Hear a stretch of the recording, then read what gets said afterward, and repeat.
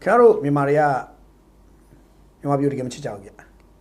Go Josie Bois Ada Mimabu Chitelu, Lady Jare, Lu Lady, Bumiava. Ratema Kamyama Pao Nibu, Titomare, Generale, Mapao Nibu, Josabame. Ero, General Patamado Piojanaga, the ding are the two the Jauneva, the Jaunes of Betongon of Yomo. Mianlan how no, Yangomanly Mianlan how. Lao Magu, General Youth and Biorechima, Chemi de Matuajane, Tuareka, 3 Taja, so Jalu Piojana, Chamu, Yangomanly Lao, Yancherone, Ubugo, Gia Jama, no? Miangjo, Miaolin Com, La Chongjo Locomla, a Gojo Drali Hushi, Chongjo at Drali, Dratin Shi. I did other thing, no? Tapacha, Pujani, Toja, Dream Genia, Dream Genia, Theatre, Dinema, Tidena, Duchatia, so to pet the chamo, no? Piono. I did Satema Sangani, Nile Bailoma, I go the rag, the Taga, the Chang, I did Chong, the right Chang Auga, Jonja, Papa Gipsia. But Rosa Arinia. Mati Vene, Shina Camaro Pianami, Kari, Wong, Lulet, the Line, Kale, Piacinine, Peter Drag, Javonine, Eloti Pidonima, Draro Gingerlive, Changu Drali, Chans or Gingerliva, put a dive to Car Shina Molushi, Jimbo Gile,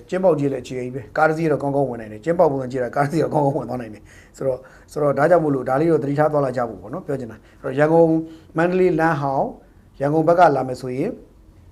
Young about to dry pepecha, Mandria, Pagapialamis dry, Yabacha, at Lubono. So I loud up pepechama, about Gifini, around 3,000 Java, and Yancharam Mune, Obogunji, Chama Shire, Changu at Raliva, Raliujan, Dini, Mapsimani Teburaba. A carried you down, of it is Dalu Jaras, the Chachenko, Toani Lana, she never even $1, she nearly $1 Chile, so Sabu, she never Java, no, but all the time you're taking with Pima Zuluba. Go out, build up your pure meow. General Biobiji Mama doesn't see a chippy and a chippy. Pure Miyago, Camoro, Taro, Tell Kalamachin, Tell Nanu Java, not Alia Jojalu, Parmado, 3 village and a Pura. But do you have a general land but they land Java Sapio Jarabo, no? Such a Pioja Araba, or Amian Lama Pitekisaba.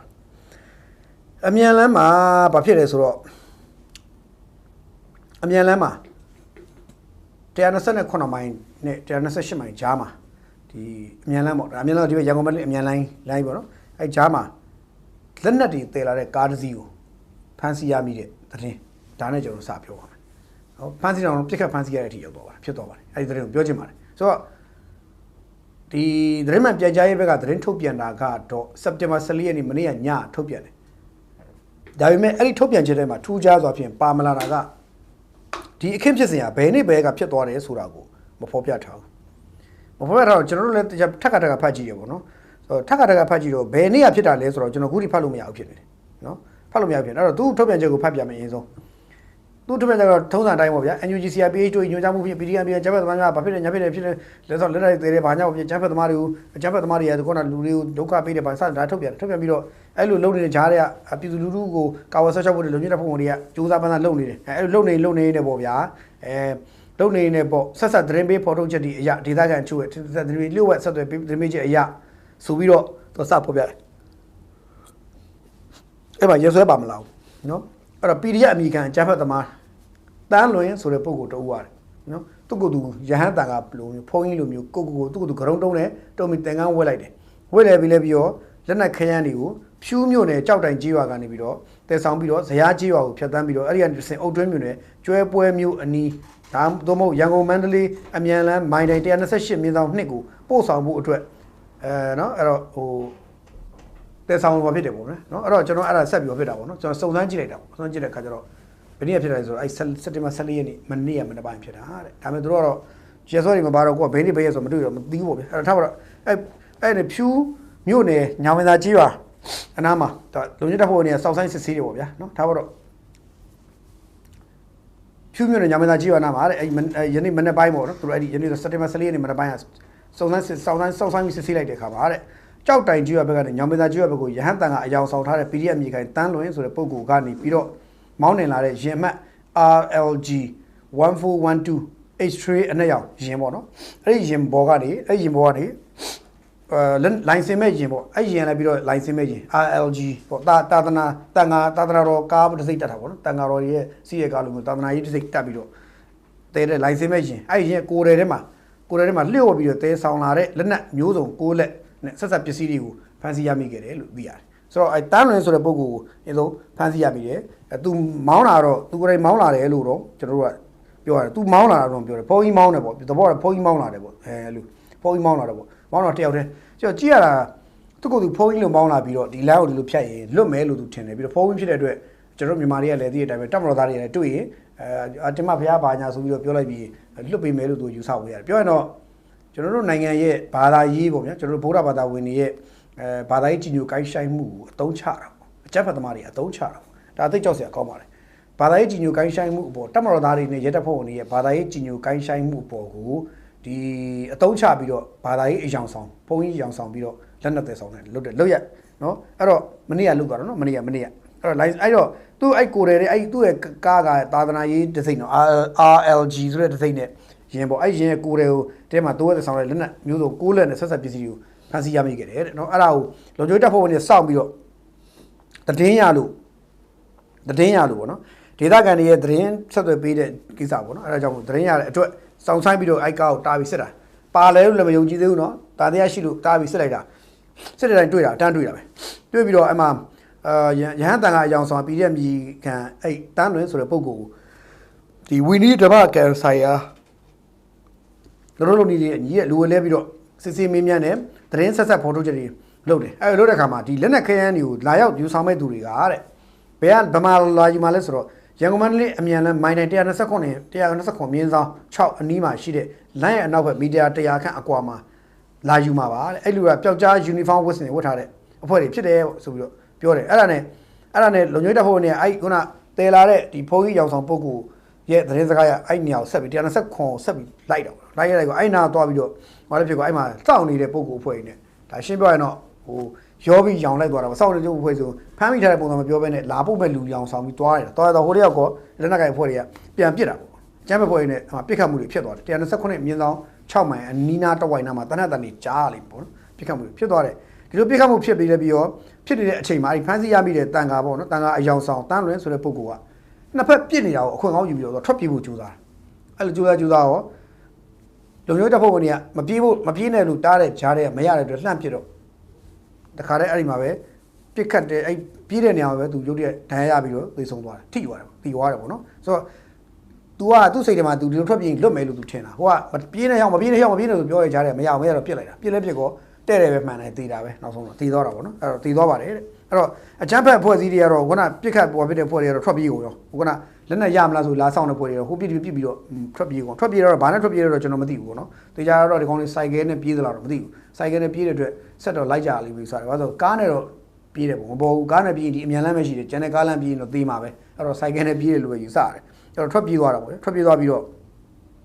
ခုနဒီဖန်ရဟန်းတန်ခါအယောင်ဆောင်တဲ့တန်ခါအယောင်ဆောင်တဲ့ကောင်ရဲ့စိုးကျိုးကတော့ဒီလိုမျိုးလက်ငင်းအကျိုးပေးတာပဲတန်ခါအယောင်ဆောင်ပြီးတော့လက်နဲ့မောင်ခုမှုတွေအကျန်းဖက်လုပ်ရည်တွေလုပ်ဖို့ကြိုးစားတဲ့ကောင်ကလက်ငင်းအကျိုးပေးတာပဲလက်ငင်းပဲအဲ့နေရာမှာပွဲချင်းပြီးတည်သွားတာပါပဲအဲ့တော့တည်သွားပြီးတော့နောက်ဆုံးတော့အခုလက်နက်တွေတော့သိသိရမိခဲ့တယ်ဆိုပြီးတော့ဒ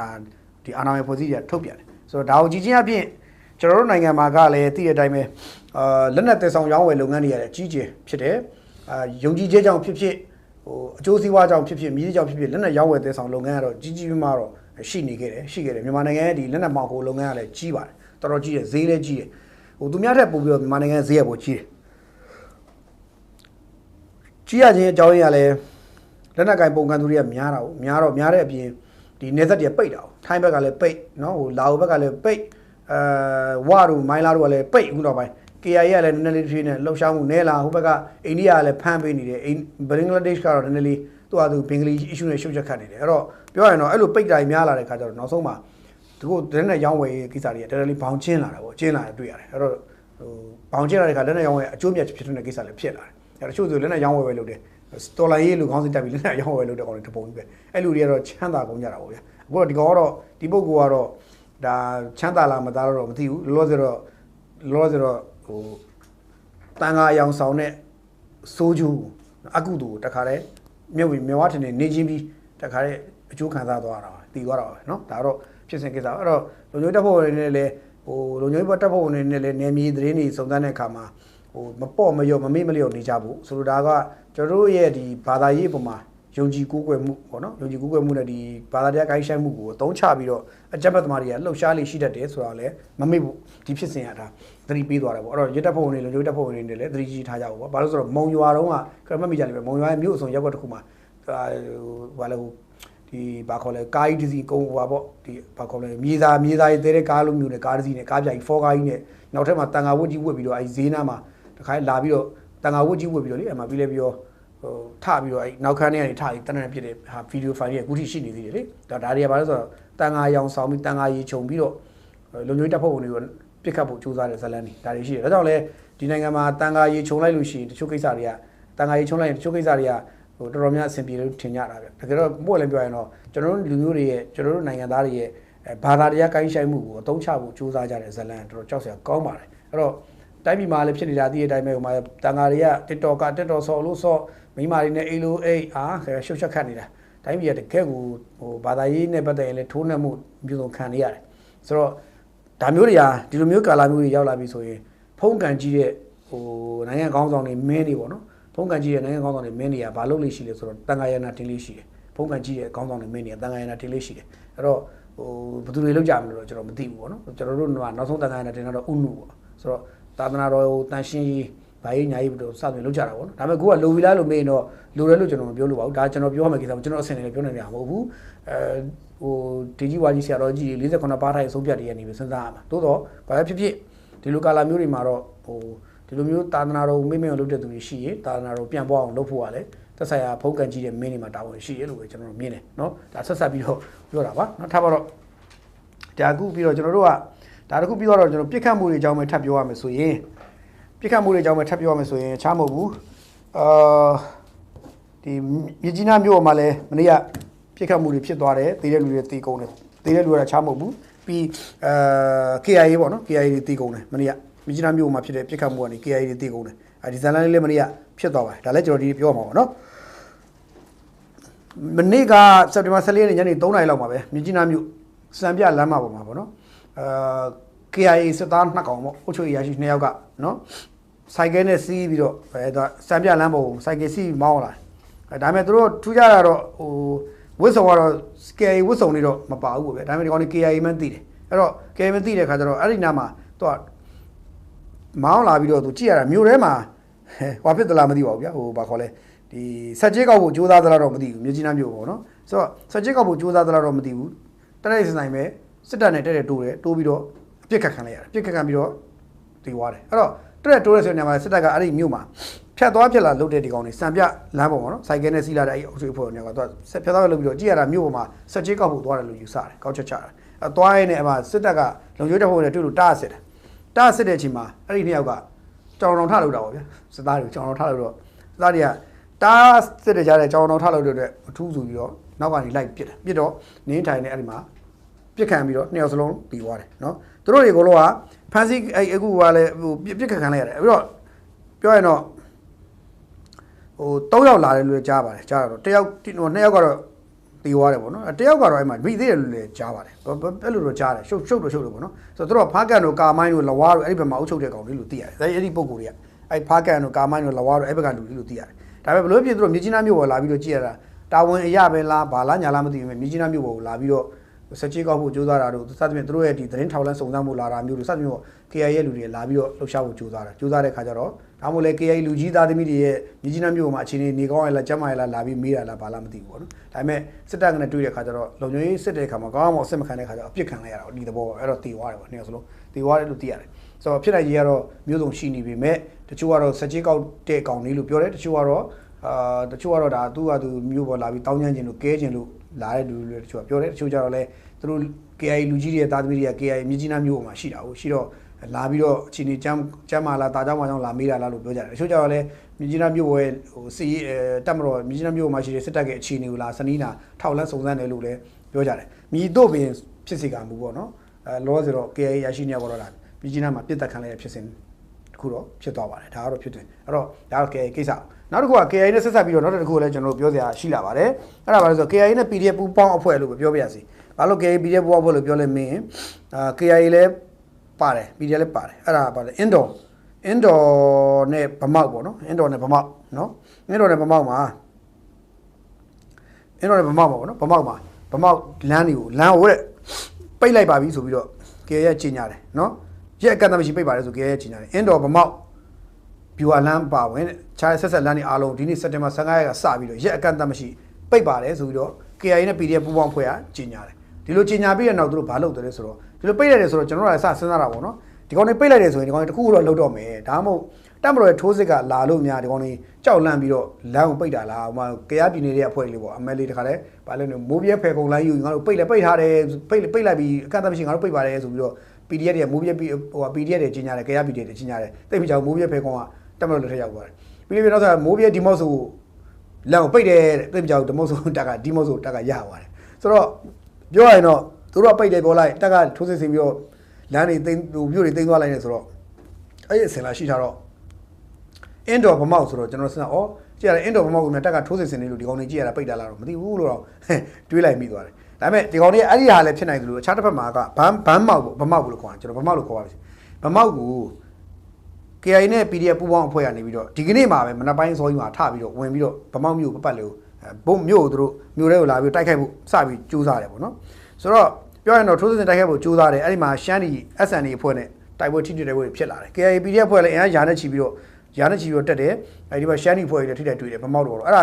ါဗမောက်ဆိုတာကတည်းကအတိုင်းပဲစကိုင်းတိုင်းဒေသကြီးတွေမှာပါတာပါဟိုကချင်အဆက်နာပေါ့ဒါပေမဲ့လည်း KIA ကချင်အဆက်နာကချင်အဆက်ကဒီဘက်စကိုင်းတိုင်းဒေသကြီးတွေ KIA ကခြေဆန့်ထားတာရှိတော့သူ့လူတွေကလည်းအမှရှိနေသေးတော့ဒါစစ်ပွဲဖော်ဆောင်တယ်လို့ကျွန်တော်ယူဆတယ်အဲ့တော့တိုက်ပွဲဖော်ခြင်းလို့အင်းတော်ဗမောက်လမ်းကိုဒီကောင်တွေပိတ်တယ်လို့ဒါလောလောဆယ်အနည်းဆက်ဆုံးကောက်ချက်ချလို့ရသွားတယ်ဒါပေမဲ့အဲ့လမ်းကြောင်းကိုဘာလို့တိုက်ပွဲဖော်လဲဗမောက်ကိုဘာလို့တိုက်လဲမိကုန်းမှာပြဿနာရှိတယ်ဆိုတော့ဒါကတော့ဗမောက်ကိုတက်က အင်းတော်ဗမောက်တို့ဘာလို့စိုးမိုးမှုနေပြည်လမ်းတွေစိုးမိုးပြီးအောင်တက်ကထိုးစစ်ဆင်နေတာရှိတယ်တော့ရှိတယ်တက်ကဒီအများကြီးအထက်ပိုင်းကလမ်းတွေအကုန်လုံးထိုးစစ်ဆင်နေတယ်လမ်းတွေအကုန်လုံးတန်းရှင်းဖို့လုပ်နေတယ်ဘာလို့တန်းရှင်းလဲဆိုတော့တပုံတွေခွေးလေးနေရှိနေတော့အဲ့ပေါ်ကတန်းရှင်းလောက်ရတယ်မလုပ်လို့မရအောင်ဆိုတော့လုံပြီးမှသူကလူတွေကားသွားလာဆင်ပြေအောင်လုပ်ပေးနေရတယ်အကုန်လုံးကကုန်ကားတွေပဲသွားအဲ့တော့ဗမော်တို့ဘာလို့ဆိုလဲခုဒါတိုက်ပွဲပေါ်ပြီးတော့တက်ကပေါ်လို့ပြောရာနှုံးပြည့်နီးပါထိန်းချုပ်ပြီးသွားပြီဗမော်ဆိုရင်ဗမော်ထိန်းချုပ်ပြီးသွားပြီဗမော်ထိန်းချုပ်ပြီးသွားရင်ဟိုဘက်ပေါ်ဆိုလို့ရှိရင်လိုက်တာဒီဘက်ဆိုလွယ်ချေဒီဘက်ဆိုနမ်ခမ်းအဲ့ဘက်တချမ်းတွေကလွယ်ချေမှု sorry ဘာခေါ်လဲဒီလိုင်ဇာတဲ့ဒီဘက်ကျတော့ဟိုပါပေါ့ဘာခေါ်လဲဒီမူဆယ်အောင်နာတခုနမ်ခမ်းတခုရှိတယ်ပြီးမူဆယ်အောင်နာတခုရှိတယ်အဲ့နေရာတွေပေါ့ကျွန်တော်မြေပုံနဲ့ရောကုန်အဲ့တော့အဲ့နေရာတွေထိတာကထိုးစစ်ဆင်လို့ရတဲ့နေထားကိုရောက်သွားတယ်အပေါ်လည်းမြေကြီးနဲ့တက်ဖို့လည်းသိမွေးတော့ဆိုတော့အင်းတော်ဗမောက်ကြတော့ဒီဘက်ချမ်းမှာရှိတော့ तू ကပြောရင်တော့ဟိုတက်ကဒီဘက်မှာဗမောမှာနိုင်နေပြီဆိုတဲ့ခါကျတော့တက်ကိုအာယုထွေပြားအောင်ဒီဘက်ကဗန်းမောက်ကိုသွားတိုက်ပြနေတာလားဆိုတော့မိကုန်းလဲရှိတယ်ပေါ့နော်ဒါပေမဲ့တက်ကတော့အာယုထွေပြားတာမရှိဘူးတက်ကခုနောက်ပိုင်းကသူ့ရဲ့အင်အားရဲ့လက်နက်ကနီးပညာရဲ့လူအင်အားရဲ့တော်တော်လေးပြည့်ဝရှိတယ်ပြင်ခဲရန်လည်းအလုံးလောက်ရှိတယ်ခဲရန်လည်းသုံးမကုန်ဖြုံးမကုန်ရှိတယ်အဲ့တော့အဲ့ခါကျတော့တစ်ဖက်လက်နက်ကိုင်ဖွဲ့စည်းအနေနဲ့တေးတာပါပဲတေးကြတာပါပဲအဲ့တော့သူတို့ကလည်းတစ်ဖက်ကဘာလို့ဆိုတော့တက်ကထိုးစစ်ဆင်လာလို့ရှိရင်မခံနိုင်ပါဆိုတဲ့ခါကျတော့လမ်းတွေကိုပိတ်တယ်ဘာဖြစ်လဲညာဖြစ်လို့မိုင်းတွေပဲထောင်တာစသဖြင့်လုပ်ကြတာပေါ့ဒါမျိုးတွေလုပ်ကြတာပါအခုလည်းအင်းတော်ဗမောက်ကိုပိတ်တယ်ဆိုတယ်ဆိုတာကကြည့်ရတာတော့ဟိုတက်ကထိုးစစ်ကိုသူတို့ကြောက်လို့စိုးရင်လို့ထင်တယ်အဲ့ဒီအတွက်ဆိုဗန်းမောက်မှာတိုက်ပွဲတွေခဏဆင်ထားတာတွေ့ရတယ်ဘလို့ဖြစ်ဖြစ်တက်ခဲ့ထိုးစစ်တကယ်ဆင်လာရင်သိတာပါပဲခင်ဗျားတို့လည်းမှတ်မိကြလိမ့်မယ်ပြီးခဲ့တဲ့ရက်ပိုင်းကမြန်မာပြည်အလဲပိုင်း PDF ခေါင်းဆောင်တယောက်စိုးနိုင်ဆိုတာပါလားအဲ့ကောင်သူကသူ့အားလုံးရေးတာအစစ်တက်ခဲ့တိုက်ရင်တင်းလုံးပြုတ်အောင်တိုက်ခဲ့တဲ့စိုးနိုင်တိုက်ရင်တင်းကိုပြုတ်အောင်တိုက်ခဲ့တဲ့စိုးနိုင်အခုတော့ဘာဖြစ်သွားလဲဆိုတော့တည်သွားပြီသူတည်သွားပြီတိုက်ရင်တင်းလုံးပြုတ်အောင်တိုက်တဲ့စိုးနိုင်မှာအားရပါပြောပြီးတော့ဘာဖြစ်လဲဆိုတော့တည်သွားပြီတည်သွားလို့မှဝမ်းနေနေကြတယ်တဲ့အော်အေးပြီးတာပဲဆိုတော့တိုက်ရင်တင်းကိုပြုတ်တယ်ပြုတ်တိုက်တဲ့စိုးနိုင်ကွာဘာညာနဲ့ကျွကြော်အဲ့ကောင်ဘာဖြစ်လဲတည်သွားပြီအဲ့ဘယ်လိုတည်သွားလဲတက်ကထိုးစစ်ဆင်နေတည်သွားတယ်ကဲသူကဘာကောင်ဖြစ်ဖြစ်တည်တာပဲနောက်ဆုံးတော့တက်ကတကယ်ထိုးစစ်ဆင်တည်တာပဲဆိုတော့ဟိုစိတ်ထဲမှာသူတို့ထင်တာနိုင်လိမ့်မယ်ထင်တာပေါ့ဗျအခုဒီဟာတွေကလည်းဗမောလို့ဘာလို့ဆိုလဲအခုမကြခင်မှာတက်ကကြီးညာလိမ့်မယ်အခုပြီးခဲ့တဲ့ရက်ကတော့ကြီးညာပြီးပြီလीဒီကြီးညာတာတက်က90ရာခိုင်နှုန်းထက်မနည်းခိုင်မာနေလို့ကြီးညာတာနောက်ရကြလို့ရှိရင်ဗမောမျိုးတစ်ခုလုံးအလုံးစုံသိမ့်ပိုက်ပြီးစီးကြောင်းကြီးညာတာလာလိမ့်မယ်နောက်ရကြရင်သိမ့်ကြောင်လာလိမ့်မယ်နောက်တစ်ခုကဒီအင်းတော်ဗမောကလန်းကြောင်းကလည်းနောက်ပိုင်းမှာတဖြည်းဖြည်းပြန်ပွင့်လာပါလိမ့်မယ်အခုတော့လောဆယ်သူတို့ပိတ်တယ်ဆိုလဲပိတ်တယ်ပေါ့ဗျာနောက်ခဏလာရင်တော့ခဏကြာရင်တော့ဘသူကအဲ့ဒီလမ်းကိုသုံးမိုးသွားမလို့ဆိုတော့ကျွန်တော်တို့ကတော့စောင့်ကြည့်လို့ပဲကျွန်တော်တို့ပြောချင်တာပေါ့နော်ဒါလေးကတော့ဂျုံကြလူတကဆက်တာတွေဆက်ပြောတာပါနောက်တစ်ခုကကျွန်တော်တို့ဒီရေးမြို့နယ်မှာဖြစ်သွားတဲ့ဖြစ်စဉ်လေးတွေကျွန်တော်ထည့်ပြောမယ်ဒါလည်းသတိပြုစရာကောင်းတဲ့ကိစ္စလေးပါအဲ့ဒါဘာလဲဆိုတော့ဒီနေ့ online မှာလည်းတော်တော်နာမည်ကြီးတဲ့သတင်းလေးတစ်ခုပဲဒီသတင်းကနာမည်ကြီးတယ်ဘာလဲဆိုတော့ငွေဆက်ကူအတုတွေပေါ့ငွေဆက်ကူအတုတွေကိုကိုယ်တိုင်ထုတ်ပြီးသုံးနေတဲ့အမျိုးသမီးတဲ့နော်မျိုးသမီးရဲ့တယောက်ကိုရေးမြို့နယ်မှာဖမ်းဆီးရမိသွားတယ်နော်ဖမ်းဆီးရမိတယ်12ရက်နေ့ကမိတာပေါ့ သူကနာမည်ကအမျိုးသမီးနာမည်ကကျွန်တော်နာမည်မောက်ဆိုကျွန်တော်ကြည့်ပြောမယ်နာမည်လည်းမောက်ဆိုဗာလဲနာမည်နည်းနည်းသူကနည်းနည်းဆန်းတယ်သူ့နာမည်လေးနည်းနည်းဆန်းတယ်ဒေါ်မြူလင်းလင်းနော်အသက်28နှစ်ဒေါ်မြူလင်းလင်းရခိုင်ဗုဒ္ဓပေါ့နော်ဒီမျိုးသမီးပေါ့နော်ဒေါ်မြူလင်းလင်းအသက်28နှစ်ရခိုင်ဗုဒ္ဓပေါ့ရခိုင်တိုင်းသူဗုဒ္ဓဘာသာမျိုးသမီးဗုဒ္ဓဘာသာမျိုးသမီးသူကရေးမြို့နယ်နှစ်ကရင်ကျေးရွာမှာနေထိုင်တာအဲ့မျိုးသမီးကဖန်ခါတော့သူပေါ့ဗျာဒါပေမဲ့နောက်ဆက်ရရရှိပဲပေါ့သူကအဲ့မျိုးသမီးကငွေစက်ကိုအတူတွေပြုတ်လို့ရောင်းချနေပါတယ်ဆိုပြီးတော့သတင်းတွေလုံခြုံတပ်ဖွဲ့ဝင်တွေကရတယ်တဲ့ခါကျတော့လုံခြုံတပ်ဖွဲ့ဝင်တွေကသွားပြီးတော့သူ့အိမ်မှာသွားဝင်စီးတာဝင်ရှာတာပေါ့နော်ဝင်ရောက်ရှာဖွေတဲ့အချိန်မှာအဲ့ဒီမှာပဲတန်းစီပြီးတော့မိတာတချို့တွေရေးတော့ကားဝယ်ရောင်းလုပ်ရင်းနဲ့ကားဝယ်ရင်းနဲ့မိတယ်လို့တချို့ကပြောတယ်တချို့ကကျတော့သူ့အိမ်ကတက်ကဝင်စီးတယ်ပေါ့နော်ဆိုတော့ဟုတ်တယ်သူကပြောရင်တော့သူ့အိမ်မှာကားဝယ်ဖို့အတွက်ငွေချေတယ်လို့လည်းပြောတယ်မျိုးစုဖြစ်စီကမဟုတ်သူ့အိမ်မှာမိတာတော့ဒီအမျိုးသမီးငွေတာငွေ340လောက်နဲ့အတုနော်အဆင်မဟုတ်ဘူးအတု340လောက်နဲ့သူ့အိမ်မှာကားဝယ်ဖို့ငွေချေနေနဲ့လုံခြုံရေးတပ်ဖွဲ့ဝင်တွေကဝင်ပြီးတော့စီးပြီးဖမ်းလိုက်တယ်ပေါ့ဆိုတော့လုံခြုံရေးတပ်ဖွဲ့ဝင်တွေကလည်းတပ်ဖွဲ့ဝင်တွေသတင်းရသွားတာပေါ့နော်သတင်းရပြီးတော့ဝင်ဖမ်းတာလို့ကျမ်းမြင်သိရတယ်ဆိုတော့1000ငွေဆက်ကူအတုတွေကိုဒီအမျိုးသမီးကသူ့အိမ်မှာပဲကာလာပရင်တာတွေနဲ့တကယ်အစ်စ်လိုမျိုးဖြစ်အောင်သူ့အိမ်မှာပဲသူထုတ်နေတာအမေစက်ကူတွေဝယ်သွင်းကြကြနာသူထုတ်နေတာဆိုတော့နည်းနည်းတော့တော်ဒီအမျိုးသမီးတယောက်အနေနဲ့လှုပ်ရဲပါမလားဆိုတော့မိကွန်းကတတ်နာရှိတယ်အမျိုးသမီးတယောက်အနေနဲ့အဲ့ဒီလောက်ထိတတ်ရှိလှုပ်ရဲပါမလားဆိုတော့မိကွန်းပေါ့ငွေစက်ကူအတုလှုပ်တယ်ဆိုတာခင်ဗျာတိတ်ကြောက်စရာကောင်းတယ်ဒီအမှုကဘာလို့အမှုနဲ့သွားလို့ဆိုမူရမှုတို့တော့ပူအောင်ကြမ်းသေးတယ်ပွက်ကြမ်းသေးတယ်မူရမှုတို့တော့ပုံမြင်သေးတယ်ခင်ဗျာလက်ထက်မှာမူရစေရတပြားတွေ့လို့ခင်ဗျာ3လဆွဲတာထောင်ကျရင်နည်းနည်းရှိလို့ကောင်းငွေစက်ကူမှုကကြီးတယ်လူတွေတဲ့ဟိုတအားကြီးတာဆိုငွေစက်ကူမှုပြီးတော့အတုလို့တယ်ဆိုတာတိတ်ကြောက်စရာကောင်းတဲ့မှုကြီးအဲ့ဒီမှုတော်ကြီးကြီးမားကိုဒီမျိုးသမီးကတတိရှိကျူးလွန်နေဆိုတာဟုတ်ပါမလားပေါ့နော်သူတော်လည်းလုပ်ပါမလားလို့တရားရှိတယ်ဒါပေမဲ့ကျွန်တော်တို့ဒီစုံစမ်းရသလောက်သတင်းတွေမှာကဘာလို့တော့တွေ့ရလဲဆိုတော့ဒီမျိုးသမီးနဲ့သူ့ယောက်ျားနဲ့ကအိမ်တော်ကြီးပြန်တက်နေတာအိမ်တော်ကြီးပြန်တက်နေတာပြီးတော့သူ့ယောက်ျားကနောက်ထပ်ကောင်မလေးတယောက်ရှိနေတယ်ရှိတော့နောက်ထပ်ကောင်မလေးတယောက်ရှိနေပြီးတော့အိမ်တော်ကြီးပြန်တက်နေတဲ့အချိန်မှာကြည့်ရသူ့ယောက်ျားသူနဲ့ကွာကြရှင်းကြခွာပြေးကြပေါ့နော်ရံဖြစ်ကြဖြစ်မှာပေါ့ဖြစ်ကြရှင်းကြတော့ယောက်ျားသူမရှိမှအေးအောင်ဆိုပြီးတော့သတင်းပေးလိုက်တယ်ဆိုတဲ့ပုံစံမျိုးဆိုတော့အဲ့လိုသတင်းပေးလိုက်တဲ့သဘောမျိုးလို့တချို့ကပြောကြတယ်ဆိုတော့သူမိမကိုသူကြောက်ချပြီးသူကလည်းတွားကွာသူထောင်းလေးရအောင်ပို့လိုက်ပြီးတော့သူကနောက်အငယ်လေးနဲ့သူပျော်မဲပေါ့ဗျာဒီလိုသဘောမျိုးသူတချို့ကပြောကြတယ်ဟုတ်တာမဟုတ်တာခဏထားလောလောဆိုတော့ငွေစက်ကိုအတုနဲ့ဒီအမျိုးသမီးကနေထိုင်ထောင်းထဲကိုတွားရမယ်သဘောရှိလာတယ်အမှုကကြီးတယ်ဘိုးဘန်ကဒီအမှုကိုတေချာဖွင့်မဲ့သဘောရှိတယ်အမှုကြီးမားကိုဖွင့်ပြီးတော့ထောင်းထဲကိုကြီးမားကိုထည့်မယ်သဘောရှိတယ်လောလောဆိုတော့ရေးမြို့မှာရဲစခန်းမှာအဲ့မျိုးသူဖမ်းပြီးတော့ဆက်ပြီးတော့သူ့ကိုရေးယူဖို့အတွက်လိုအပ်တဲ့အမှုဖွင့်ဖို့ပါဖို့ညာဖို့ခုလောက်ဆိုရင်လုပ်ပြီးတော့ပါပြီနော်လုပ်ပြီးတော့ပါပြီနော်ဆိုတော့အမှုကတော့ကြီးလိမ့်မယ်လို့ပြောချင်တာနော်အဲ့တော့စက်တင်ဘာ2ရက်နေ့မှာဖြစ်တာအဲ့တော့အမှုကတော့ကနဦးပေါ့နော်ပ31/2025နိုင်ငံတော်ဗဟိုဘဏ်ဥပဒေမှုနဲ့ပုံဖွင့်စစစ်တယ်နော်ဆိုတော့ကြီးရတာကဒီအမျိုးသမီးကဒီအိမ်ဒီဒေသကိုရောက်တာကလည်းလာပိုင်းနှစ်တောင်ပြည်သေးဘူးဆိုတော့ကြည့်ရတာတော့သူတို့ချင်းချင်းလဲလင်မယားချင်းနဲ့ဆင်ပြေတဲ့ဇလန်းတော့တကယ်ဖြစ်နိုင်တယ်ဗျဖြစ်နိုင်ရှိရခိုင်ဘက်ကလည်းစစ်ချောင်းလာတာပတ်စံနဲ့30မရှိရှိတယ်နဲ့ကြံဖန်3ကြလို့နောက်ဆုံးကြံမိကြံရှောက်ကြံတဲ့သဘောမျိုးလို့ပြောကြတယ်ပတ်စံတွေတော့3တာပေါ့ဗျဒါပေမဲ့3တာလဲလူကြားထဲမှာခဏပဲ3သေးတာပေါ့ဒါပေမဲ့ပြဿနာကအဆိုးဆုံးပြဿနာအဲ့ဒီပတ်စံတွေကအဲ့ဒီမြို့ထဲမှာရေးမြို့ထဲမှာဘယ်လောက်ပြန့်ပြီးသွားပြီလို့လူတွေကြားထဲဘယ်လောက်ပြန့်သွားလဲဆိုတော့လူတွေကြားထဲမှာတော့ကတွေများနေတယ်ရေးမြို့မှာနေတိုင်းလူတွေကငါတို့လက်ထဲမှာရှိတဲ့ပတ်စံတွေတူလားဆက်လားမသိဘူးဆိုတာမျိုးဖြစ်ကုန်တယ်ဆိုတော့ကျေးလက်ဒေသမှာနယ်မျိုးလေးတွေမှာရှိတဲ့လူတွေကတော့မှန်ပါတယ်အတုစစ်ခွဲကြရတဲ့ခါမှာသူတို့ခက်ပါလိမ့်မယ်အဲ့တော့သူတို့လည်းစိတ်ပူတာမှန်ပါတယ်ကျွန်တော်တို့တော့အခုနေအတုနဲ့စစ်ကျွန်တော်တို့ရှင်းချထားရင်ရှင်းကြည့်မှကျွန်တော်တို့သိနိုင်မယ်ရုပ်တရက်အတုလာပေးရုပ်တရက်သိချင်မှသိမယ်ရုပ်တရက်စစ်မိချင်မှစစ်မိလိမ့်မယ်ဘာလို့ဆိုတော့ပတ်စံမဲဆိုကောင်းတဲ့သိဖို့ဖြစ်လိုက်ဘူးဒါပေမဲ့အခုဘာလို့ရမလဲဆိုတော့ပတ်စံနဲ့ပတ်သက်ရင်အတုလားစစ်လားကိုပြန်စစ်အောင်ဖြစ်နေတယ်ဒါပေမဲ့အထောက်အကြီးလာရင်တော့ပြန်စစ်ဖို့ခက်တယ်အဲ့တော့တခါကြရင်လေအဲ့ဒါပြဿနာတော့ရှိတယ်ဒါကြောင့်ဘန်ဒီမှာငွေရည်ဆက်တွေနဲ့ငွေတုစစ်ခွဲတဲ့ဆက်တွေဘန်ဒီမှာထားကြတယ်အဲ့တော့သူတို့စစ်တယ်ကြီးတယ်အဲ့ကြရင်ဘန်ဒီကအတုလို့သိရင်အဲ့ပတ်စံကိုတခါတည်းပင်နဲ့ဖောက်ပလိုက်တယ်သွားအတူပန်းသိအဲ့လိုဖောက်လိုက်အဲ့လိုလုပ်ပြတယ်ဆိုတော့ဒါတွေကငွေအတုကိစ္စတွေကတိုင်းပြည်မှာလူတွေကိုစိုးရင်တော့ကတွေဖြစ်စေတတ်ပါတယ်ဒါကြောင့်အာဏာပိုင်ဖွဲ့စည်းနေလေဒီငွေအတုလို့တဲ့ကိစ္စတွေကိုဖန်ဆီးဖော်ထုတ်ဖို့လိုပါတယ်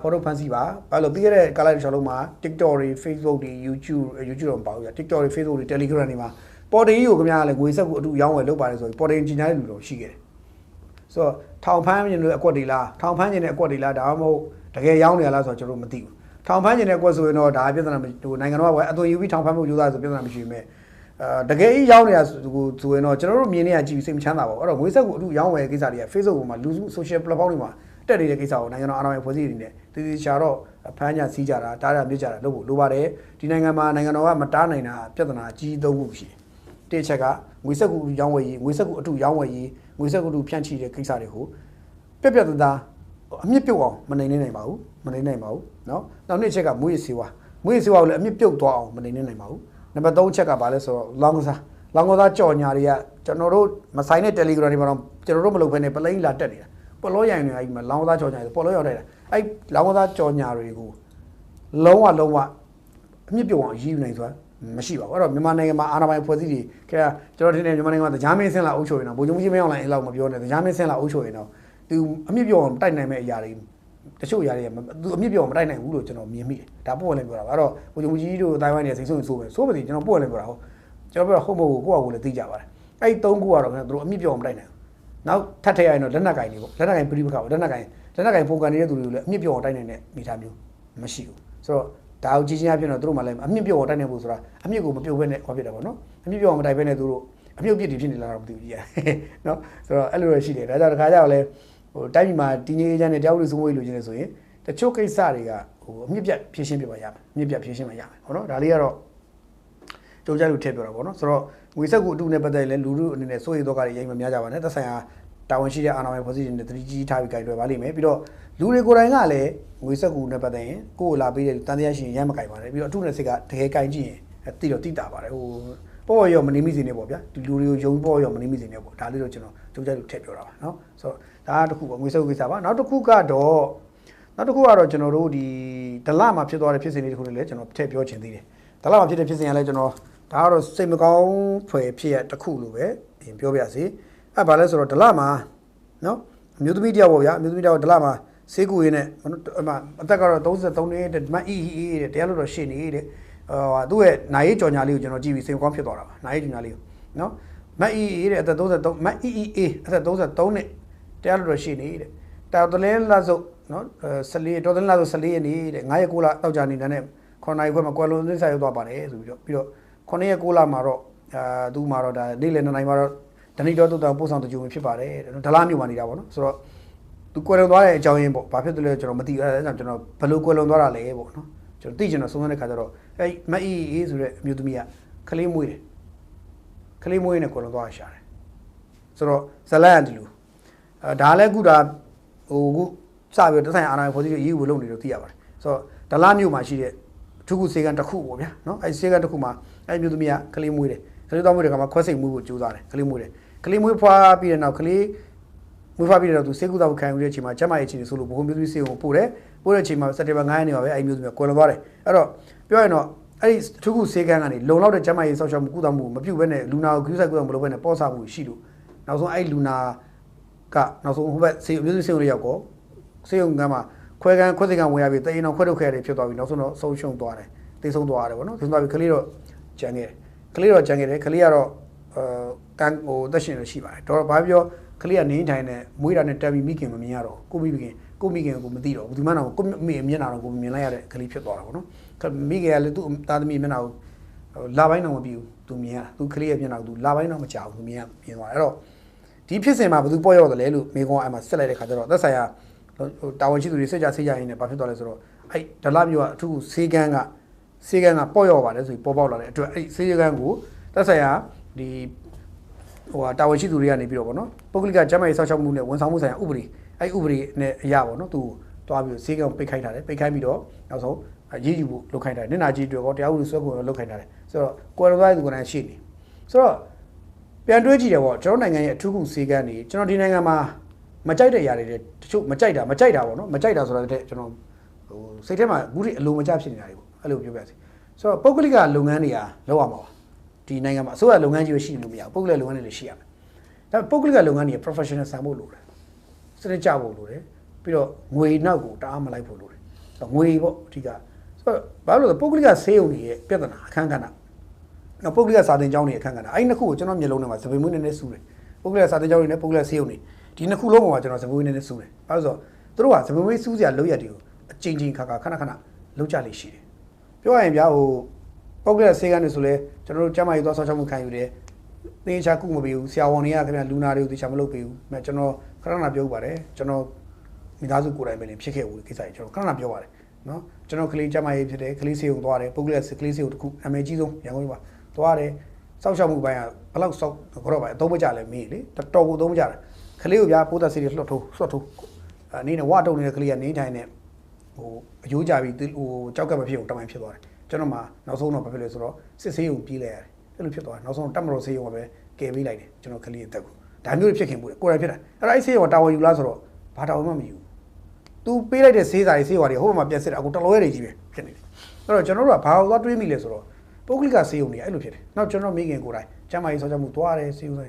ဆရာဝန်တွေကစီးမဲ့ကမ်းမဲ့စီးပြက်ကမ်းပြက်တွေလုပ်တယ်ဆရာဝန်တွေဥပမာဆိုကြလို့ချိန်ထားတာလူနာကို17နာရီလို့ချိန်ရင် तू ကတနာရီ2နာရီမှရောက်လာတယ်အဲ့လူနာကိုရောက်လာတဲ့အခါနာရီလူနာမှာသေလို့မဖြစ်တဲ့လူနာဆိုသေပြီးပေါ့ဗျာအဲ့မဲ့ तू လူနာမရောက်ဘူးတော်နဲ့မရောက်လာဘူးမရောက်လာပြီးတော့ဘာဖြစ်လဲဆိုတော့ရောက်လာတဲ့ခါကျတော့လူနာကိုလူနာ2နာရီ3နာရီလောက်စောင့်ကိုယ်လည်းရောက်ဖို့စောင့်ခဏ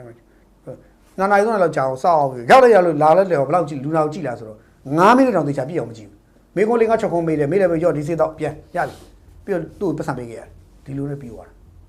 ဆိုတော့ဆရာဝန်တွေကလည်းစီးမဲ့ကမ်းမဲ့စီးပြက်ကမ်းပြက်ဆရာဝန်အချို့ကလည်းလုပ်တယ်ဒါဒီနိုင်ငံမှာနော်ဒီနိုင်ငံမှာသူတို့ကိုယ်သူတို့ဉာဏ်ပညာအကောင်းဆုံးလို့နော်ဒီနိုင်ငံမှာအမှတ်များဆုံးလို့ပြောကြတဲ့ပုံကိုယ်တွေအဲ့ဒီပုံကိုယ်တွေကိုယ်တိုင်ကပုံကိုယ်တွေတဲ့ပုံကိုယ်အချို့ပဲပြောပါမယ်ဒီစကားလုံးခုတစ်ခါပြောပါမယ်ဆရာဝန်အချို့လိုပဲမှတ်ပါနောက်များကျွန်တော်ဆရာဝန်လို့တော့ရင်ဆရာဝန်အချို့လိုပဲတစ်ခါတည်းမှတ်ပါတစ်ခါတည်းနောက်မှာထပ်ပြောပြမှာဆိုလို့ရှုပ်မှာဆိုလို့ဆရာဝန်တွေလို့ပြောရင်ဆရာဝန်အချို့ကိုကျွန်တော်ရည်ညွှန်းပါတယ်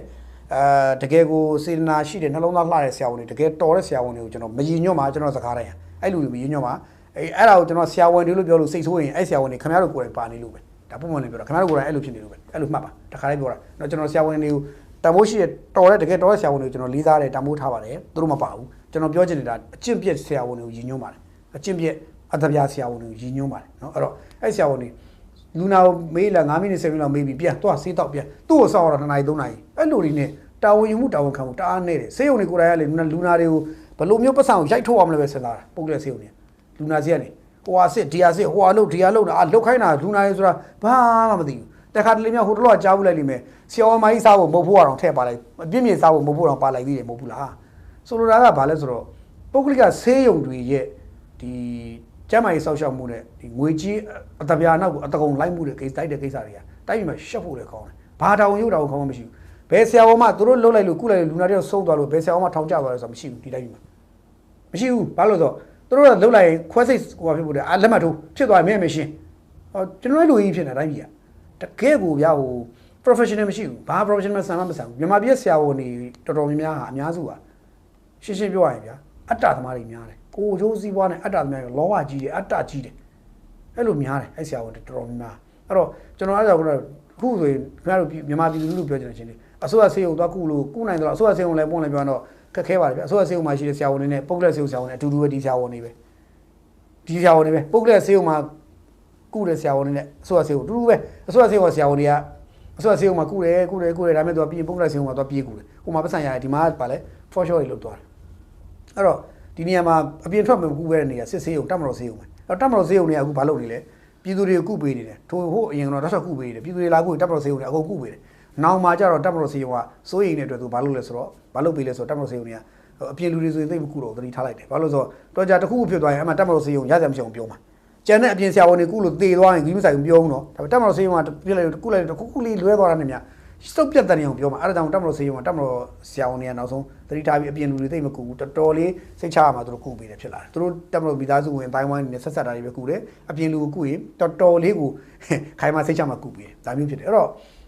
ဟိုစီကန်းရစနစ်ရပြောရင်ကျွန်တော်ပို့လို့ပြောတက်မတော်ဆရာဝန်တွေကပိုတော့အဆင့်ရှိသလိုဖြစ်နေတယ်စိတ်တက်အရာရောအမိတ်နာခံမှုစနစ်ကြနာမှုဟိုလူနာပေါ်မှာကဲလို့တဲ့အပိုင်းအစားစစ်တပ်ဆေးဆရာဝန်တွေပိုတော်သလိုဖြစ်နေတယ်ကျွန်တော်စိတ်ထဲမှာမြင်ရတာကျွန်တော်ခံစားမိလာတာပြောတာအဲ့ခင်ဗျားတို့ချိုးဆရာဝန်တွေ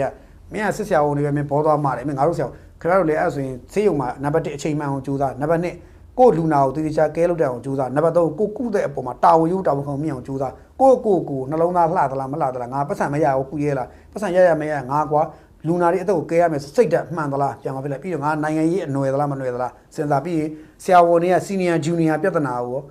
မမှန်ကန်ပြန်စဉ်းစားလိုက်အောင်ဆရာဝန်စီနီယာဂျူနီယာမင်းကဘာကောငါဘာကောလဲစီနီယာဂျူနီယာညစ်တဲ့ဇက်လန်းတွေကိုလည်းကိုယ့်ကိုပြန်စဉ်းစားစေးတက်ကတော်တွေမှာရှိတယ်စေးလို့တစ်နဲ့တစ်အောင်ထညင်းလို့ထချကြတယ်မဟုတ်ဘူးလားအဲ့ဒါတချို့ဆရာဝန်တွေလည်းပို့လင်းပြောတာပါကိုခဏပြင်ကြ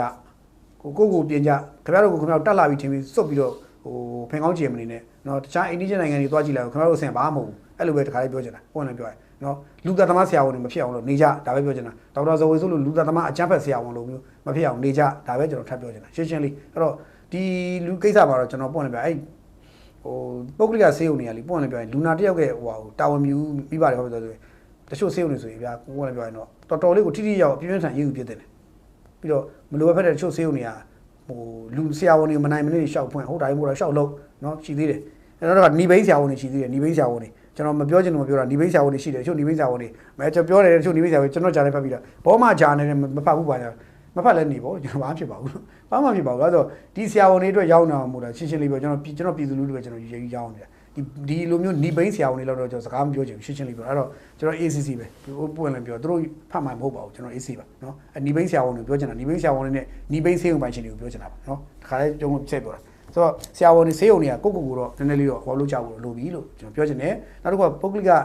ကျောင်းတွေပုဂ္ဂလိကကျောင်းတွေပုဂ္ဂလိကစာသင်ကျောင်းတွေဒီတိုင်းပဲပုဂ္ဂလိကစာသင်ကျောင်းတွေကပညာကိုတကယ်ပေးဝေရလားတော့မသိဘူးပတ်စံကတော့အတကုံတဲ့ယူတယ်ကဲ့ယူတယ်တော့တွေ့ရတယ်ဒါတော့စိတ်မကောင်းစရာပဲနော်ဆိုတော့ဒါကြောင့်မလို့ပုဂ္ဂလိကကျောင်းတွေကလည်းတော့စိုးတယ်ဟိုနေ့ကလည်း TikTok မှာတက်လာတာတခုတွေ့တယ် DG ကနေတာကြောက်စရာကြီးဗျာကလေးတွေကိုပုဂ္ဂလိကကျောင်းတစ်ခုကလို့ပြောတယ်ကနေတာမြန်မာကျောင်းသားတချင်းလေးအဲ့တချင်းကို DJ ပုတ်ပလိုက်တယ်ကလေးတွေကိုဗျာ DJ ပုတ်ပြီးတော့ကလေးတွေကိုပျော်ပွဲရှင်လုပ်တယ်ပုဂ္ဂလိကကျောင်းတစ်ခုကလုပ်တာဘယ်ကျောင်းမှမသိဘူးအဲ့ဒါအာနာမိုင်ဖွဲ့စည်းတွေအဲ့ဒါမျိုးတွေ့ရင်ဖော်လို့ရေးယူရမယ်ပုဂ္ဂလိကကျောင်းတွေကကလေးတွေကိုပါလဲကိုကလပ်တွေဘားတွေကိုအတင်းပို့ချင်တယ်ရလားကလေးတွေကိုဇာတိတမန်နိုင်တွေကိုကောင်းအောင်လုပ်ရမယ်ရင်ချင်းသိမ်မွေးတဲ့ delay တွေပြန်ဖော်လို့ပေးရမယ်နော်ဓမ္မစကူးလိုမျိုးမှာတက်တက်ရရှိမယ်ကျွန်တော်တိုင်းမှာဓမ္မစကူးတွေများပေါ်တာတဲ့ဒီလိုပုဂ္ဂလိကကျောင်းတွေပေါ်တာမကြိုက်ဘူးဗျာဓမ္မစကူးတွေများပေါ်ရမယ်ကလေးတွေကို DJ ကလပ်နဲ့ပို့ပြီးတော့စုပ်ပြောပြီးတော့အဲ့ကလေးတွေ PC ပေါက်စားလေးနဲ့မှာ DJ တွေဘားတွေကလပ်တွေမှာဆေးတွေတုံနောက်ဆုံးကွဲပူပြူဖြစ်ပြီးတော့ကလေးစစ်တဲ့ဇာတိတွေပျက်စီးမကုန်ဘူးလားတိုင်းပြည်အနာဂတ်အညုံတွေကိုချိုးနေတာမဟုတ်ဘူးလားအဲ့လိုမြင်ကွင်းတွေကြည့်ပြီးတော့ကျွန်တော်ပုဂ္ဂလိကကျောင်းတွေကိုကျွန်တော်အယုံကြည်တော်တော်နေတာကျွန်တော်မှာပုဂ္ဂလိကကျောင်းတွေအမယ်လို့စဉ်းစားရင်တော့တော်တော်ကိုစဉ်းစားရတယ်ကျွန်တော်ကလေးတွေတော်တော်စဉ်းစားရတယ်အဲဒါကြောင့်တော်တော်ကြောက်စရာကောင်းတယ်ဗျာပညာရေးကိုတတ်နေတာပုဂ္ဂလိကကျောင်းပညာရေးများဖြစ်နေမလားဆိုပြန်စဉ်းစားဖို့လိုတယ်နောက်တစ်ခုကကျမ်းမာရေးလောကကိုတတ်နေတာပုဂ္ဂလိကဆေးကနေများဖြစ်နေမလားဆိုတော့ပြန်စဉ်းစားဖို့သိပြီလို့တော့ကျွန်တော်တိုက်တွန်းကြည့်ချင်တယ်သက်ဆိုင်အားနိုင်ဖွဲ့စည်းတယ်ပေါ့နော်ဒါတစ်ခုပေါ့ကျွန်တော်ဒီနေ့အပိတ်ကတော့ UEC ရဲ့မနေ့ကကြေညာချက်နဲ့ကျွန်တော်တို့ပိတ်ပါမယ် UEC ရဲ့မနေ့ကကြေညာချက်ကတော့အခြားမဟုတ်ပါဘူး UEC ကမနေ့ကကြေညာလာတဲ့ဟာလေးကိုကျွန်တော်ဖတ်ပြီးတော့ UEC ရဲ့ကြေညာချက်အရာပေါ့နော်ကြေညာချက်အရာတနိုင်ငံလုံးမှာရွေးကောက်ပွဲမကျင်းပမဲ့နေရာတွေသူကြေညာတယ်ပေါ့နော်ဆိုတော့ရွေးကောက်ပွဲမကျင်းပမဲ့နေရာတဲ့ရွေးကောက်ပွဲကျင်းပရအခြေအနေမရှိသည့်ပြည်သူ့လွှတ်တော်မဲဆန္ဒနယ်56နယ်တဲ့အမျိုးသားလွှတ်တော်မဲဆန္ဒနယ်မှာတဲ့အမျိုးသားလွှတ်တော်မဲမျိုးစုံနိုင်ရသူစနစ် FPTP မဲဆန္ဒနယ်9နယ်တဲ့အမျိုးသားလွှတ်တော်မှာပြည်သူ့လွှတ်တော်မဲဆန္ဒနယ်56အမျိုးသားလွှတ်တော်ရဲ့အမဲအများဆုံးရသူအနိုင်ယူစနစ် FPTP မဲဆန္ဒနယ်9နယ်နဲ့တိုင်းဒေသကြီးသို့မဟုတ်ပြည်နယ်လွှတ်တော်မဲအများဆုံးရသူနိုင်ယူစနစ်နိုင်ယူစနစ် FPTP 56နဲ့ပြောရရင်တော့ FPTP နဲ့ရွေးကောက်ပွဲကျင်းပမဲ့မဲဆန္ဒနယ်120နဲ့တခုပေါ့နော်120ခုကိုကြီးညာလိုက်တာတွေ့ရတယ်အဲ့ဒါစက်တင်ဘာ14ရက်ညရက်စွဲနဲ့ကြီးညာပါတယ်အဲ့တော့ပြောရရင်တော့ရွေးကောက်ပွဲမကျင်းပမဲ့မြို့နယ်တွေအများကြီးပေါ်ပေါက်လာတယ်ပေါ့ဗျာနော်120ကျော်ပေါ်ပေါက်မဲဆန္ဒနယ်တွေပေါ်ပေါက်လာတယ်ပေါ့နော်မြို့နယ်တွေအဆင့်ပေါ့နော်ဆိုတော့ပြီးတော့လွှတ်တော်ကိုယ်စားလှယ်မဲဆန္ဒနယ်တွေအတွက်နော်ကိုယ်စားလှယ်တွေကိုလောင်းစရင်တင်သွင်းကိုယ်စားလှယ်လောင်းစရင်တင်သွင်းရမယ်ရက်စွဲနောက်ဆုံးရက်ပေါ့နော်အဲ့ဒါကိုစတင်ရမယ့်ရက်ကစက်တင်ဘာ10ရက်နောက်ဆုံးရက်ကစက်တင်ဘာ18ရက်လို့သတ်မှတ်ခဲ့တယ်ဒါပေမဲ့အဲ့ဒါကိုနော်ပါတီတွေကဝိုင်းဝန်းတောင်းဆိုတာကြီးကြီးလောက်ကြတော့ဗျာလောက်ကြရင်နောက်ဆုံးတော့ဘာလုပ်ပေးလိုက်လဲဆိုတော့โอเคစက်တင်ဘာ18ရက်ကနေစက်တင်ဘာ22ရက်ထိရွှေ့ပေးပါတယ်လွှတ်တော်ကိုယ်စားလှယ်လောင်းတွေအမည်စင်းတင်သွင်းရမယ်နောက်ဆုံးရက်ကစက်တင်ဘာ22ရက်ဆိုတော့နောက်ဆုံး18ရက်ဆိုရင်ပိတ်မှာမနေ့ကတပတ်ခါဆိုရင်ပိတ်မှာဒါပေမဲ့နောက်ထပ်9ရက်ထပ်တိုးပြီးတော့စက်တင်ဘာ22ရက်ကျမှပိတ်မယ်လို့ကြေညာပေးတယ်အဲ့လိုပဲလွှတ်တော်ကိုယ်စားလှယ်လောင်းအမည်စင်းတင်သွင်းလာတွေစစ်ဆေးမဲ့ရက်ကတော့အဲ့တင်သွင်းမဲ့ရက်နောက်ဆုံးပိတ်ပြီးတဲ့နောက်တစ်နေ့23ရက်နေ့မှာစပြီးတော့စစ်မယ်အော်တိုဝါ4ရက်နေ့မှာကျင်ပြီးတဲ့တတ်မှတ်မယ်ပိတ်အော်တိုဝါ4ရက်ပြီးရင်တော့ကိုယ်စားလောင်းအမည်ရေရှင်းပြည့်မပြည့်မီကိုကြေညာမယ်သဘောဗျာနော်ဆိုတော့လွှတ်တော်ကိုယ်စားလှယ်တွေအနေနဲ့လည်းကိုယ်စားလောင်းတွေအနေနဲ့လည်းစည်ရင်တင်ရတော့မယ်သဘောပေါ့နော်ဆိုတော့အဲ့မှာလည်းကျွန်တော်ခင်ဗျာဘယ်ပါတီပြုတ်အောင်မလဲမသိဘူးကျွန်တော်စောင့်ကြည့်အောင်ပါဆိုတော့ကိုယ်စားလောင်းမပြည့်တဲ့ပြဿနာကြီးကြီးရင်ဆိုင်နေတဲ့ပါတီတချို့ရှိတယ်အဲ့ကြရင်တော့ဘယ်လိုလာမလဲမသိဘူးဘာလို့ဆိုမျိုးပေါင်း4ကိုယ်စားလောင်း419ဦးလို့ကျွန်တော်အကြမ်းမြင်သိထားတယ်419ဦးစည်ရင်သွင်းရမယ်419ဦးဆိုတော့တချို့မပြည့်လို့ကိုယ်စားလှယ်မပြည့်လို့ဆိုပြီးတော့ပြည်တော်စုအဆင့်တိုင်းလူပြောတာနော်မပြည့်လို့ဆိုပြီးတော့စိတ်ညစ်စွာနဲ့တချို့မတင်တဲ့လူတွေရှိကောင်းရှိလိမ့်မယ်ဒါပေမဲ့မြို့တို့ပင်ဖြစ်စေကမူမပြည့်လို့ဆိုပြီးတော့ဒီခေါက်လာလို့ဖြေလျှော့မလားမေး UEC ကတော့ကြည့်ရတာမဖြေလျှော့ဘဲနဲ့ခတ်တင်းခတ်ပြပြကင်မလားတော့မသိဘူးစောင့်ကြည့်မှာပေါ့နော်ဘာလို့ဆိုဟိုမှာဂျန်နရှိကပါတီတော့ဂိုင်းထည့်ပြီးအပြတ်ဂိုင်းပလိုက်ပြီးဆိုတော့အဲ့ပါတီတွေပြီးသွားပြီဇာသိမ်းသွားပြီပေါ့နော်ဆိုတော့အခုနောက်ထပ်တခြားပါတီတွေရောဘယ်လိုဂိုင်းမလဲကျွန်တော်စောင့်ကြည့်ရမယ်ပေါ့နော်ဆိုတော့ နောက်တစ်ခုကပါတီအနေနဲ့ကလည်းပြင်ဆင်ခြင်းက2နှစ်လောက်ရတယ်ဗျ2နှစ်ရတယ်ဗျ2နှစ်ရတဲ့ဂျားတွေကပြင်ဆင်ခြင်း2နှစ်ရခဲ့ပါလေနဲ့ပါတီတွေကကိုကြိုတင်ပြင်ဆင်ထားခြင်းမရှိဘူးအခုကိုယ်တည်းလောက်လုံးမဲ့သူတွေဆိုရင်အခုဒါဒီနေ့ဆိုရင်စပြီးတော့သူတို့ပတ်စံသွင်းကြပြီငွေသွားသွင်းပြီငွေ9သိန်းသွင်းပြီနောက်တော့တချို့ဆိုကျန်းချိန်လောက်ပေးရမယ်တချို့ဆိုရင်အမှမြို့နယ်သက်ဆိုင်ရာထောက်ခံချက်တွေယူရပြီယူပြီးအဲ့ဒါအကုန်လုံးရပြီတဲ့ UEC ကိုသွားတင်ရမယ်ကွာဆိုအဲ့လိုရမယ်အဲ့တော့တချို့ဆိုငွေသွားသွင်းကြပြီပေါ့နော်ငွေတွေသွားသွင်းကြပြီဈေးနေပဲလုတ်ကြပြီဆိုတော့ကိုယ်စလဲလောင်းရှာတဲ့ကိစ္စ2နှစ်လောက်အချိန်ရခဲ့ပါလျက်နဲ့ဂုတိပါတီတွေကကြိုတင်ပြင်ဆင်နိုင်စွမ်းအားနည်းစွာဖြင့်တိုးပြီးတောင်းမှုကြိုးစားနေတာတွေကဒါတော့မသိတော့ဘူးပေါ့ဗျာနော်ဆိုတော့ပြောရရင်တော့ကျွန်တော်ရွေးကောက်ပွဲကိုအားပေးပါတယ်ထောက်ခံပါတယ်ရွေးကောက်ပွဲကိုဝင်လာဖို့ကြိုးစားရတဲ့ပါတီအားလုံးလည်းလက်ခံပါတယ်ကြိုးဆိုပါတယ်ဒါပေမဲ့ပြိုင်ပွဲတစ်ခုကိုဝင်မယ်ဆိုရင်ကို criteria ပြည့်အောင်လုပ်ကြတာကောင်းပါတယ်ပြီးတော့ UEC အနေနဲ့လည်းအဲ့ criteria တွေကတစ်ဒေါ်လာမတစ်ဒေါ်လာသိရင်လားမသိရင်လားဆိုတာပါတီတွေနဲ့ sorry ကညှိနှိုင်းတိုင်ပင်ပြီးတော့ဆုံးဖြတ်ချက်တွေထွက်ပြီးဖို့လည်းလိုတယ်ပြောရင်တော့ UEC ကပါတီတွေနဲ့တိုင်ပင်ပြီးတော့ကြေညာချက်ထွက်ပြီးသွားပြီဒီတိုင်းလုပ်ပါမယ်လို့ဆုံးဖြတ်ပြီးသွားပြီဆိုတော့လေအဲ့ဒီ criteria တွေကိုပါတီတွေကသူတို့သဘောတူထားတဲ့ပြီးသား criteria တွေပြည့်အောင်ပါတီတွေဘက်ကလိုက်အောင်လုပ်အောင်မှာဖြစ်တယ်မလုပ်နိုင်အဲ့ဒါပါတီတွေကကိုယ်ရဲ့ကလင်ကချစ်ကြတာပါတီကိုယ်ညံ့တာလို့ခေါ်တယ်အဲ့တော့ဘာဆက်ဖြစ်မလဲတော့ကျွန်တော်မသိဘူးကျွန်တော်ဒီဟာနဲ့ပတ်သက်အများကြီးဝေဖန်ချင်သေးဘူးဝေဖန်မှုကလည်းစောပါသေးတယ်နော်အဲ့တော့အခုရွေးကောက်ပွဲကျင်းပလို့မရသေးတယ်မကျင်းပနိုင်တဲ့မြို့နယ်တွေစီးရင်ကျင်ကြတယ်အဲ့မှာလည်းဘာတွေ့ရလဲဆိုတော့ကချင်ပေါ့ကချင်ဆိုရင်ချီဖွေဆော့လော်စွန်ပရာဘွမ်အင်ဂျန်ယန်အဲ့နေရာတွေကမကျင်ညာရွေးကောက်ပွဲမကျင်းပနိုင်ဘူးလို့ပြောတယ်ကရားဆိုလို့ရှိရင်ဖားဆောင်ရှာတော်မဲဆက်မလုံနိုင်ပါဘူးလို့ကျင်ညာတယ်ကရားကတော့မြို့တွေနည်းနည်းလေးပဲရှိရဗျာဖရူဆိုဒီမော်ဆိုဖရူဆိုဟိုတို့ဘာတို့ညာတို့အဲ့ဒါကျင်းပနိုင်မယ်လို့ဆိုအတိတ်မျိုးတက်ရောက်နေသလားတော့မသိဘူးပေါ့နော်ဆိုတော့တခါချင်းပြည်နယ်မှာဆိုရင်ပလဝကံပက်လက်မတူဘီမင်းတပ်၄ခုမကျင်ညာနိုင်ဘူးမလုံနိုင်ဘူးဆိုတော့အမဲမသိပဲချင်းပြည်နယ်ကတချို့နေရာလုံးလို့ရတဲ့သဘောမျိုးကြီးဖြစ်နေသူတို့ကျင်ညာကြည့်ပြီးတော့တမျိုးတော့တမျိုးပဲနော်ဒါမန္တလေးဆိုလဲနထိုးကြီးစင့်ကူမိုးကုတ်ဟာကျွန်တော်စဉ်းစားရတာနထိုးကြီးဆိုတာမန္တလေးနားကရဲ့စင့်ကူဆိုတာလဲမတရားရဲ့အပေါ်နားလေးမှာစင့်ကူတပိတ်ချင်းကြားမှာတပိတ်ချင်းနဲ့မတရားရဲ့ကြားထဲမှာစင့်ကူဆိုတာစင့်ကူတော့မလုပ်ဘူးဆိုတော့ဒါလည်းစဉ်းစားကြရပဲပေါ့နော် UEC ရဲ့ဒီကြီးညာချက်ကစဉ်းစားကြတော့ကောင်းတယ်ပေါ့နော်ဒါမန္တလေးပြီးတော့စကိုင်းကတော့ထီးကြိုင်အင်းတော်ပင်လယ်ဘူးမြောင်ပလဲရင်းမာပင်တပိတ်ရင်ဒဇယ်ခင်ဦးဝက်လက်ဒါတို့ရုပ်ကပဲကျင်းပဖို့မဖြစ်နိုင်ပါဘူးလို့သူမဖြစ်နိုင်သေးဘူးလို့ပြောတာနောက်တစ်ခုကမကွေးကတော့စောထီးလင်းပေါက်မြိုင်ရေစကြိုဒါတွေကရုပ်ကပဲကျင်းပဖို့မဖြစ်နိုင်သေးဘူးဆိုတော့ကြီးညာတယ်ဒါရခိုင်ဆိုရင်ပိုထူးကြတယ်ရခိုင်ဆိုရင်ရန်ပြဲပုံနှကျွန်းဘူးတိတောင်ကြောက်တော်မြေပုံပေါက်တော့ရသိတောင်မောင်းတော်မင်းပြမြောက်ဦးဒီနေရာတွေကမကျင်းပနိုင်ပါဘူးလို့သူကကြေညာတယ်ဆိုတော့ကျွန်တော်စဉ်းစားတာဟာဒါဆိုရင်ရခိုင်မှာအေးသိမ့်ပိုက်ထားတယ်လို့ပြောတာ14မြို့နယ်ဒီမှာမကျင်းပနိုင်တာ10မြို့နယ်ဆိုတော့4မြို့နယ်ကဒါဆိုပြန်သိမ့်မယ်ဆိုတဲ့သဘောလားပေါ့နော်တန်တွဲတို့ဥမာတော့ကွာတို့ပေါ့နော်အန်တို့ပါတော့အဲ့ဒါကြီးဆိုပြန်သိမ့်မယ်ဆိုတဲ့အထိပ္ပယ်လားပေါ့နော်ကျွန်တော်စဉ်းစားပါတယ်ဒါလည်းကျွန်တော်စဉ်းစားမိတဲ့ချက်လေးတွေပါနော်တော်တော်လေးစဉ်းစားတယ်ကောင်းတယ်ရခိုင်ဆိုရင်ဒီ3ခုကသူပြန်သိမ့်မှလာတော့မသိဘူးပေါ့နော်ဒီ3ခုကသူ4ခုပေါ့သူမြို့သူပြန်သိမ်းရမယ်သဘောရှိတယ်နော်ဟိုရန်ပြဲပုံနှကျွန်းဘူးတိတောင်ကြောက်တော်မြေပုံပေါက်တော်ရသိတောင်မောင်တော်မင်းပြမြောက်ဦးပေါ့နော်ဆိုတော့ဒီဘက်မှာရှိတဲ့ဂွတန်တွဲအမ်ပေါ့နော်အဲ့ဒါမျိုးတွေနဲ့နောက်တော့တောင်ကုတ်ပေါ့နော်ဒီ4ခုကိုတော့သူတောင်ပိုင်းတွေဒီဘက်ချမ်းတွေပြန်သိမ်းမလားပေါ့နော်ဘာလို့ဂွရဲ့တန်တွဲရဲ့အမ်ရဲ့တောင်ကုတ်ရဲ့ဒီနေရာတွေကဒီဘက်ချမ်းတစ်ချမ်းလုံးတော့တက်ကပြန်ပြီးတော့သိမ့်ပိုက်ယူဘူးလားလို့မေးစရာဖြစ်လာဘာလို့ဘူးလဲငါတန်းချောင်းဂွကားလန်းဆိုလဲတော်ခီးပေါက်နေပြီလို့ပြောပါတယ်ကြားပါတယ်ခီးတော်ပေါက်နေပြီတဲ့ပြောရင်တော့လှမ်းကြည့်လိုက်ပင်လယ်ပြင်အောင်မြင်နေရပါပြီဆိုတော့အေးပါဝမ်းသာပါတယ်ဗောနော်ဒီလိုပြောအောင်ဖြစ်နေနော်ထားပါတော့ဒါရခိုင်ရှမ်းမှာဆိုရင်ပန်ဆန်းဗောနော်ပန်ဆန်းနားပန်ဟိုပန်မိုင်းမောပန်ဝိုင်နမ်ဆန်မန်တုံကုန်းကျန်းလောက်ကိုင်နမရူကော့ခိုင်နမ်ခမ်းမဘိန်းမိုးမိတ်မိုင်းလာကွန်လုံသိန်းနီဆိုတဲ့ဒီမျိုးတွေရွေးကောက်ပွဲမကျင်းပနိုင်ပါဘူးလို့ကြေညာတယ်အဲ့တော့ရွေးကောက်ပွဲမကျင်းပနိုင်တဲ့မျိုးတွေကမကျင်းပနိုင်တဲ့မြို့နယ်အဲ့လိုရှိတယ်ပေါ့နော်မဲဆရာအနေနဲ့ပြောရင်တော့122နေပေါ့ဒါမကျင်းပနိုင်ဘူးပေါ့ဒါဆိုရင်တော့ကျန်တဲ့နေရာတွေကျင်းပဖို့အတွက်ဒီဇင်ဘာ28ရက်နေ့ဇန်နဝါရီလကုန်အထိအတွင်းမှာဒါသူတို့တလကျော်အတွင်းမှာပေါ့နော်တလအတွင်းမှာသူတို့ရအောင်ကျင်းပသွားမယ်လို့ဆုံးဖြတ်ချက်ထားသူကြားတယ်ခံမှန်းရတယ်ပေါ့နော်ဆိုတော့ကျွန်တော်တော့ဒါကိုကြည့်ပြီးတော့ပဲဟိုတချို့အားရောရွေးကောက်ပွဲတချို့နေတဲ့ကြားပြကြမှာနောက်ပိုင်းကြမှာဖြစ်နိုင်ရှိတယ်လို့ကောက်ချက်ချပါတယ်အဲ့တော့ကျွန်တော်ကြားတဲ့ information တစ်ခုနဲ့ဒီနေ့ပိတ်ပါမယ်တစ်ခုတည်းနဲ့ပဲဒါဒီအကြောင်းနဲ့ဆက်ဆက်တာတစ်ခုပဲပြောရရင်တော့အောက်တိုဘာကြိုင်ထူးခြားမယ်အောက်တိုဘာမှာထူးခြားမယ်အောက်တိုဘာလောက်ကုန်မဲ့မှာထူးခြားမယ်ပေါ့နော်အောက်တိုဘာလောက်ကုန်မဲ့မှာဘာရှိတယ်ထင်လဲအဲလိုပြောရတဲ့ဒီတော့တော့ပါပဲအားလုံးပဲကိုရင်းသားတွေရှိပါတိုင်းပြည်ကိုစေနာမှာထားပါသစ္စာရှိပါကိုယ့်နိုင်ငံသားချင်းချင်းအပြန်အလှန်တပ်ဖြတ်နေကြတာကိုလက်ခုပ်လောဝါတီဗီပျော်နေတဲ့လူမိုက်လူရန်ကလူသက်အချမ်းဖက်အားပေးသမားခမားဖြစ်နေသလားဆိုတော့ကိုပြန်လဲမင်းတို့ထုတ်ပါလို့ပြောရင်းနဲ့ good night ပါ